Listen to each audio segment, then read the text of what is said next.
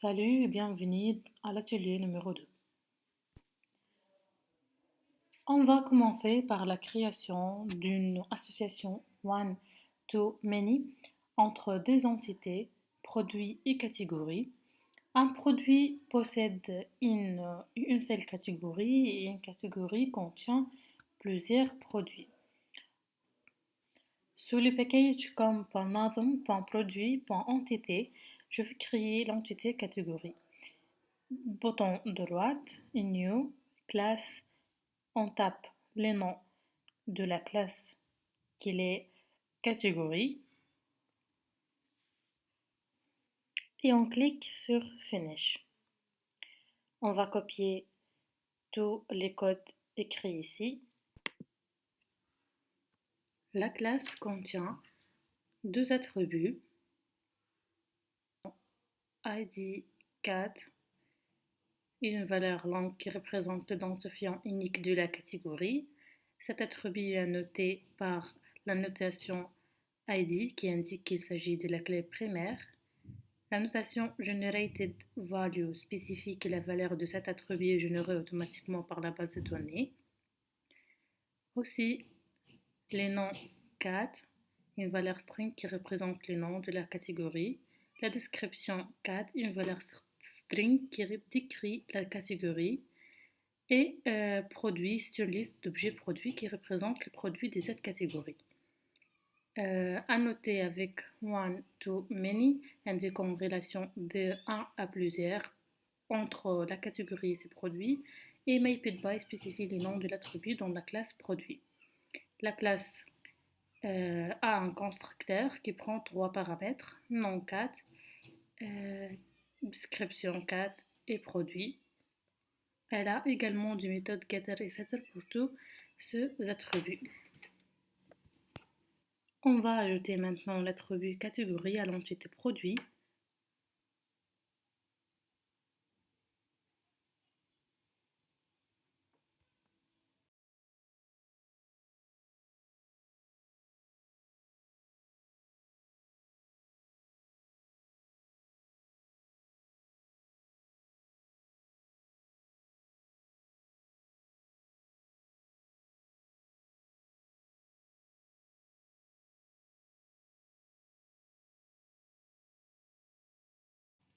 Et on va démarrer l'application et voir le changement dans la base de données.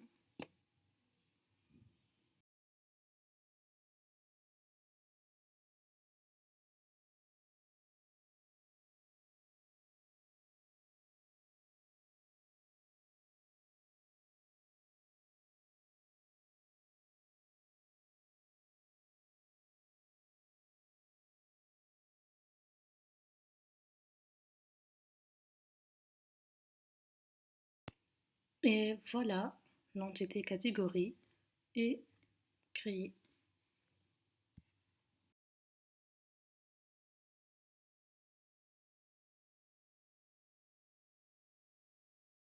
Donc on passe à l'installation de Lombok, la bibliothèque Java qui permet de simplifier les codes des entités.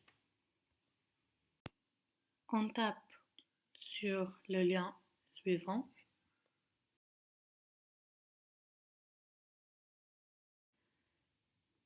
Puis on clique ici, autoriser, et voilà, l'application est installée.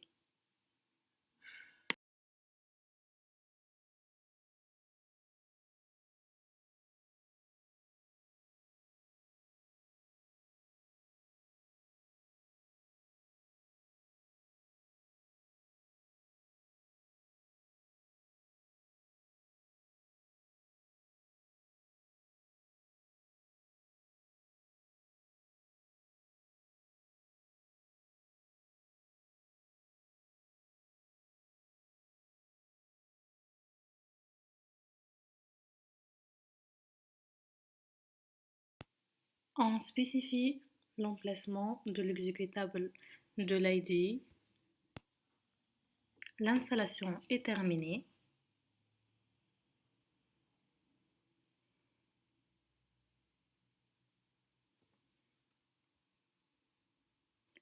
On va donc ajouter la dépendance Lombok au fichier pom.xml.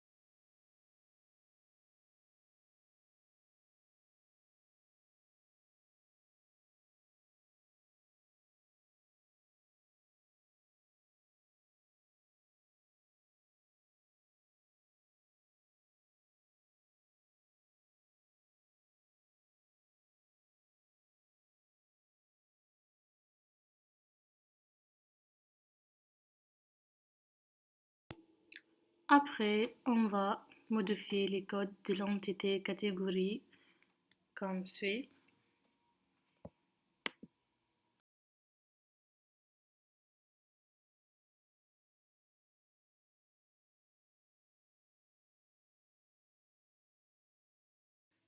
La deuxième version de code utilise deux annotations supplémentaires et Lombok pour simplifier et générer automatiquement du code répétitif, ce qui facilite le développement et améliore la lisibilité des codes.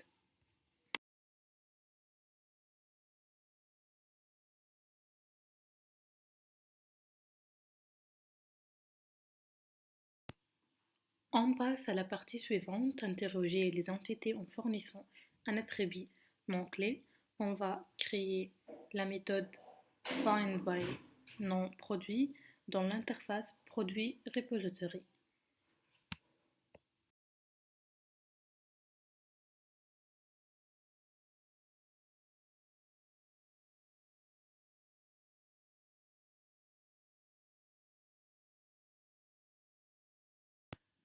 On va tester les méthodes findByNomProduit et findByNomProduitContains en ajoutant les méthodes testFindByNomProduit et testFindByNomProduitContains à la classe ProduitApplication test.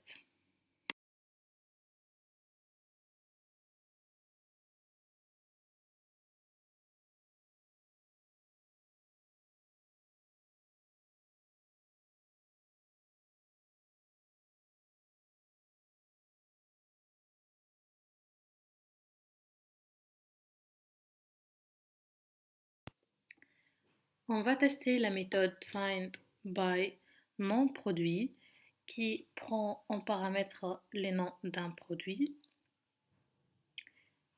Je vais choisir un nom, par exemple. Juste, je vais accéder à la base de données.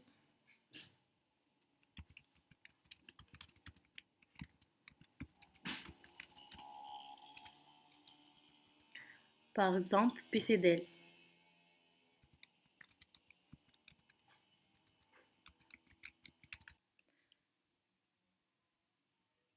Run as je init test. OK.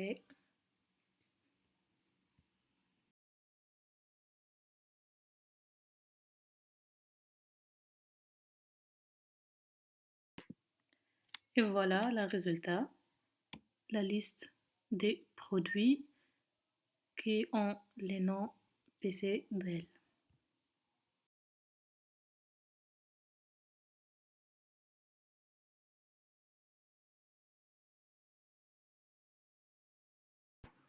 On va tester maintenant findByNomProduitContains.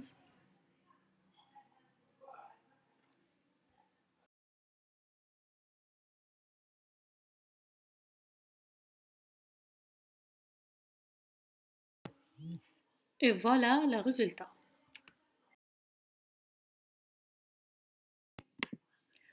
On passe à écrire deux requêtes en utilisant le langage GPQL. On va créer la méthode find by nom-prix dans l'interface produit repository qui retourne le produit dont le nom contient un texte donné et le prix est supérieur à une valeur donnée.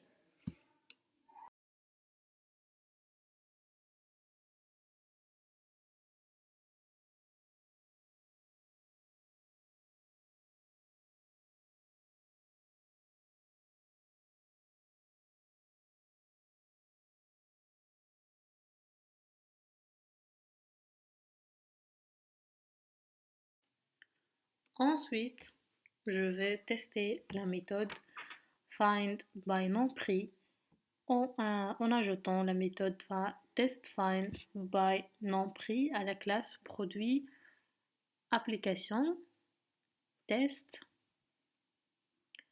On va copier les codes de la méthode.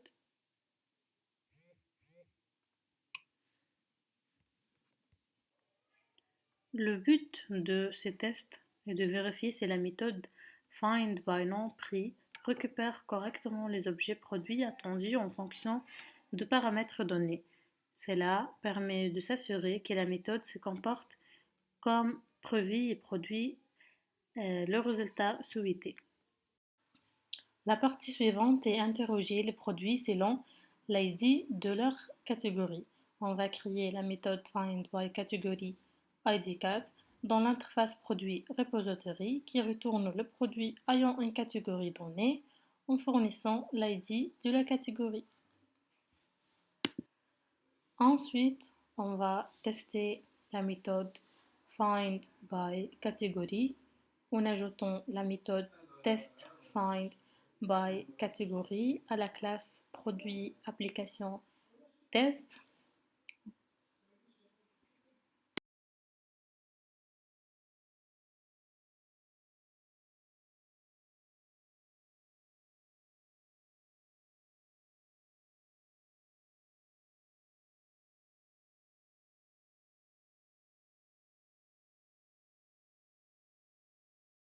On passe à la partie suivante, trier les données, et en commençant par trier les produits selon leur nom. On va créer la méthode find by order by nom produit ask dans l'interface produit repository.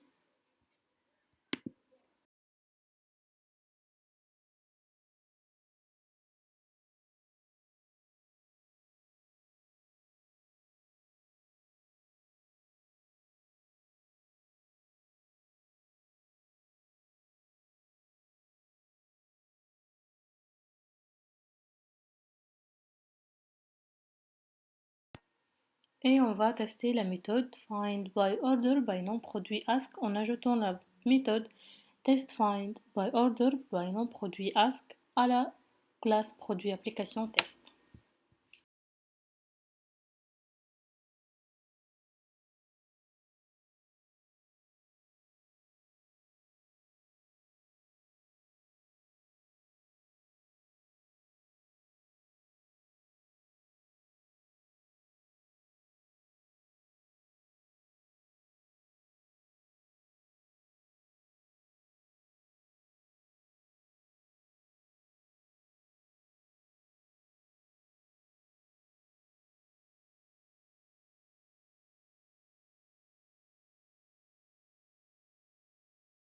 On passe pour trier les produits selon leur nom et leur prix.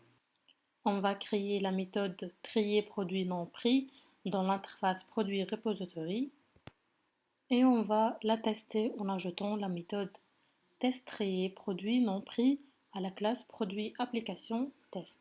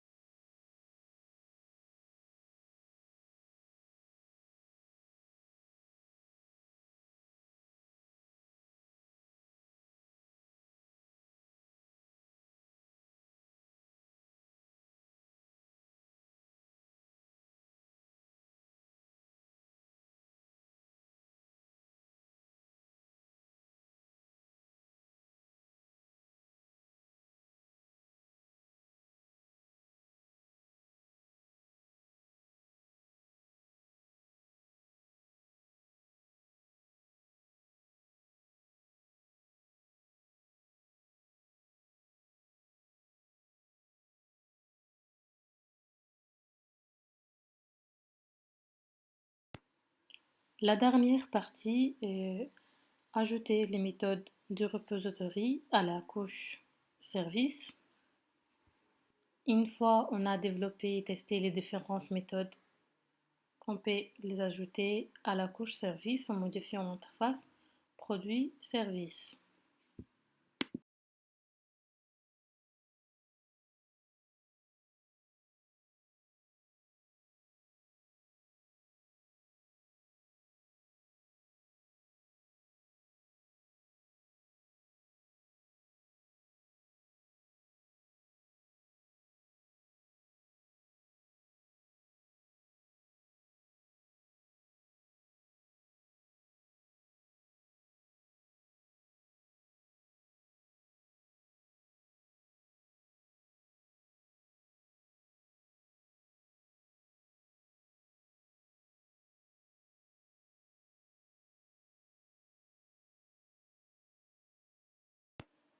Puis, en implémentant ces méthodes dans la classe produit-service et MPL.